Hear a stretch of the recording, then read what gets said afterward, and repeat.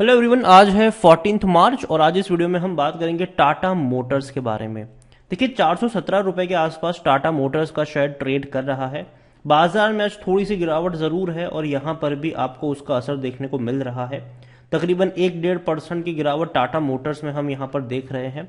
Video में बातचीत करेंगे कि टाटा मोटर्स में खरीदारी के मौके बन भी रहे हैं कि नहीं, और अगर बनेंगे तो कहां पर बनेंगे। और साथ ही साथ मैनेजमेंट की एक बहुत बड़ी कमेंट्री आई है अपने डेट को लेकर, तो उसके बारे में भी हम यहाँ पर बातचीत करेंगे। लेकिन उससे पहले अगर आपने अभी तक चैनल को सब्सक्राइब नहीं किया है तो प्लीज़ अभी इसे सब्सक्राइब कर लीजिए, क्योंकि आगे भी बहुत सारे वीडियोस हैं जो आपको काफ़ी ज़्यादा हेल्प करेंगे। तो 417 रुपए पर टाटा मोटर्स का शेयर ट्रेड कर रहा है। पिछले एक महीने में अगर हम देखें तो एक महीने में 5% की गिरावट है। इसको लेकर मैंने पहले भी कहा था कि 450 रुपए के आसपास अगर टाटा मोटर्स जा रहा है मतलब प्रॉफिट लेने के मौके बनेंगे शॉर्ट टर्म में, क्योंकि जो ग्राफ है वो यही कह रहा है। अगर आप एक साल का भी ग्राफ उठा के देख लो तो पिछले एक साल के अंदर टाटा मोटर्स के शेयर में 1.5% का ग्रोथ है, ठीक है। लेकिन हर बार अगर आप देखो 450 रुपए के आसपास गया, वापस गिर के 400 रुपए के नीचे गया, वापस थोड़ा बहुत ऊपर गया 450 पर, वापस गिर के 400 के नीचे गया, वापस, हालांकि बड़ी रफ्तार थी तब 490 तक गया था, लेकिन वापस गिर कर ये 400 रुपए से भी नीचे चला गया। फिर 450 पर आया था ये, फिर वापस 400 रुपए के नीचे गया, फिर वापस 450 पर आया, फिर वापस वहीं पर जाने की अभी कोशिश कर रहा है। और यही वजह थी कि शॉर्ट टर्म के लिए मैं मान रहा हूं कि 400 मतलब 380 390 का जो रेंज होगा टाटा मोटर्स में वो बाइंग का रेंज होगा। 440 से 450 का जो रेंज होगा वो प्रॉफिट लेकर एग्जिट करने वाला शॉर्ट टर्म के लिए रेंज होगा। बाद में डेफिनेटली लॉन्ग टर्म में अच्छा पोटेंशियल है कि और अच्छी रफ्तार दिखाएगा, लेकिन अभी शॉर्ट टर्म में पेन है बाजार में, तो ये चार्ट फॉर्मेशन आपको देखने को मिलेगा। और देखो, जब से अदानी वाला मामला हुआ है तब से एक चीज हर मैनेजमेंट कर रहा है, हर बड़ी कंपनी कर रही है, वो है अपने डेट को कम करना। और उसी तर्ज पर टाटा मोटर्स ने भी कहा है कि Tata Motors debt to reduce by 60% in financial year 2025। मतलब फाइनेंशियल ईयर 2025 तक टाटा मोटर्स अपना जो कर्जा है उसको 60% तक कम कर देंगे, और ये बहुत बड़ी बात है। Driven by better JLR margin, ये नमूरा का कहना है कि भैया जेएलआर जो है वो उसके अच्छे मार्जिन के चलते ये ऐसा कर पाएंगे। यहां पर आप देखेंगे तो खबर कुछ इस तरीके से है कि Jaguar Land Rover margin is expected to be improved by financial year 2024 and drive significant reduction in Tata Motors debt level. ये नमूरा का यहाँ पर कहना है, काफी बड़ा फर्म है नमूरा, हम सब जानते हैं। और देखा जाए तो देखो, कर्जा किसी भी कंपनी के लिए अच्छा नहीं होता है, ठीक है। और जेएलआर की अगर हम बात करें तो ब्रोकरेज का अगेन ये फॉरकास्ट है, ठीक है, मतलब ये एक्सपेक्ट कर रहे हैं, ये हो नहीं गया है, ठीक है। तो मार्जिन जो होगा will improve to 14.10% in financial year 2024 from 10.30%। जो वो अभी अगर आप देखोगे तो इनके जो मार्जिन है वो 10% के आसपास के हैं, जो 14% तक चले जाएंगे।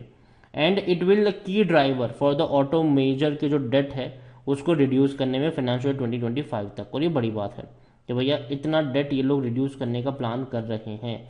और एक्चुअली में जब भी कोई कंपनी अपने कर्जे को कम करने की बात करती है, हमेशा उसको एक पॉजिटिव लाइट पे हम मानते हैं कि अच्छी बात है ये। नमूरा ने टाटा मोटर्स में खरीदारी का कॉल दिया हुआ है, 508 रुपए का टारगेट उन्होंने दिया है। मेरी क्या राय है वो भी मैं आगे इस वीडियो में शेयर करूंगा आपके साथ, लेकिन सबसे पहले लौटते हैं टाटा मोटर्स की तरफ। तो यहां पर देखा जाए तो लार्ज कैप कंपनी है ये, 1,40,000 करोड़ के आसपास का इसका मार्केट कैप है। वॉल्यूम्स अगर हम देखेंगे तो 40 लाख के आसपास के वॉल्यूम्स हैं। अच्छी क्वांटिटी मैं कहूंगा, क्योंकि मार्केट अभी खुला है, अभी तो भैया काफी टाइम बचा है मार्केट को क्लोज होने में, और कंपनी प्रॉफिट में आ चुकी है, ठीक है।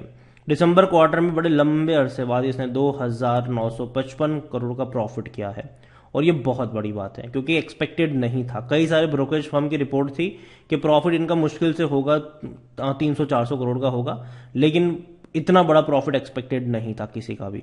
और रेवेन्यू भी इनका 88,000 करोड़ से भी ज्यादा का रेवेन्यू रहा, जो कि पिछले साल तक 72,000 करोड़ हुआ करता था। मतलब एक बहुत बड़ा जंप आया है रेवेन्यू में। और जो कंपनी 1,500 करोड़ 2,000 करोड़ का क्वार्टरली लॉस करती थी, उसने एक ही झटके में तकरीबन 3,000 करोड़ का प्रॉफिट कमा कर दे दिया, जो कि बहुत बहुत बहुत बड़ी बात है, ये बहुत बड़ी बात है। और आगे भी इसी तरीके की प्रॉफिट हम एक्सपेक्ट करेंगे। अब यहां पर ऐसी उम्मीद है कि भैया लॉस ना दिखाए, बल्कि इनके मार्जिन में इंप्रूवमेंट हमें देखने को मिले, इनके प्रॉफिट्स में हमें इंप्रूवमेंट देखने को मिले, चाहे जेएलआर की बात करें फिर टाटा मोटर्स की बात करें। प्रमोटर के पास देखा जाए तो 46.39% की होल्डिंग है। प्रमोटर कौन है? टाटा सन्स यहाँ पर प्रमोटर, थोड़ी सी होल्डिंग यहाँ पर गिरवी भी है प्रमोटर की।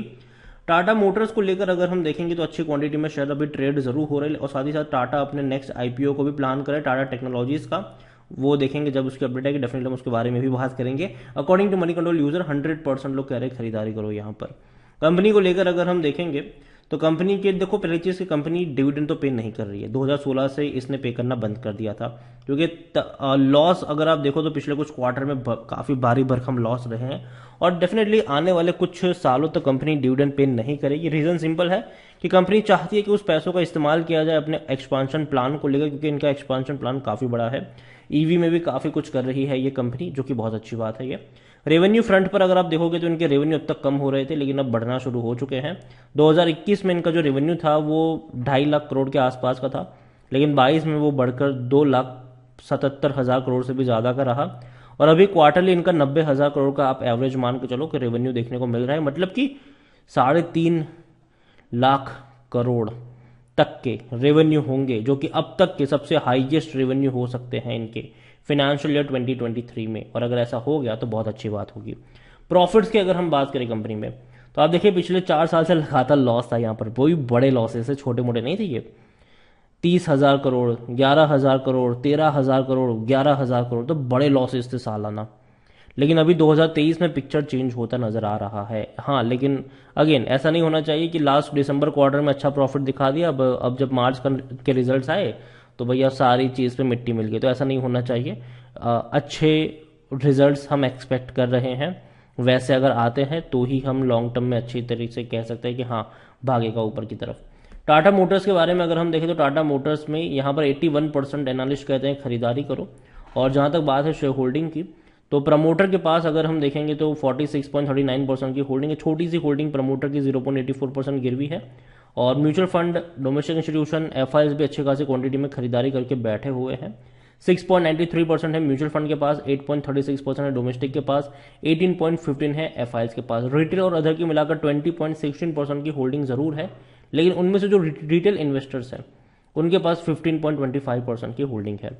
देखिए टाटा मोटर्स डेफिनेटली कंपनी अच्छी जरूर है, लेकिन जहां तक मैं इसका ग्राफ ऑब्जर्व कर रहा हूं पिछले 1 साल का अगर मैं देखूं तो एक चीज पता चलती है कि जब ये गिरावट दिखाता है तो 400 रुपए के नीचे जाता जरूर है, 380 तक कई बार पहुंचा है, और वहीं से अच्छा खासा बाउंस बैक देखने को मिला है। तो इस बार मैं मान के चल रहा हूं कि 380 रुपए का जो रेंज है वो एक अच्छे सपोर्ट के तौर पर काम करना चाहिए, और जो बाइंग के मौके वो 390 रुपए के आसपास यहाँ पर बनने चाहिए शॉर्ट टर्म के लिए, और डेफिनेटली वहां से मूव करेगा ये 450 रुपए के आसपास।